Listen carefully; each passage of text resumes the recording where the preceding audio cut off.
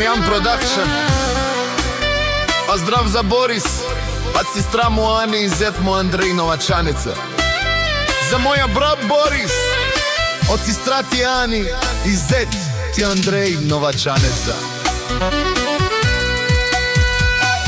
Брате мой, от малки заедно растяхме, през добри и трудни дни един до друг вървяхме. Помня всяка детска стъпка, всяка наша следа и как пазеше сестра си с цялата си душа. Времето отмина бързо, станахме големи, но в сърцето ми остават всички спомени безценни. Когато ми е трудно, знам, че си до мен, защото няма по-добър брат на този свят за мен.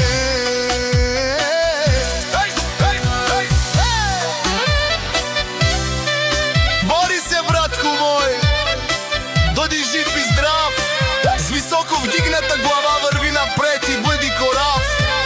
Нека щастието винаги да бъде до теб, а Господ да те пази във всеки твой ден. Ти си сила, ти си гордост, ти си моя брат, човек с добро сърце и дух богат.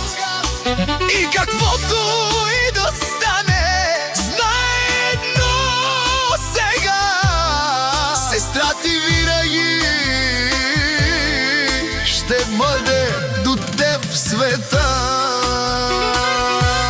Понякога живота ни разделя по пътища различни, но кръвта и обичта остават вечни.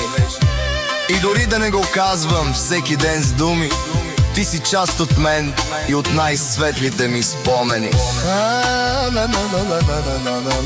От сърце ти пожелавам здраве и късмет, любов, спокойствие и дълъг житейски път напред.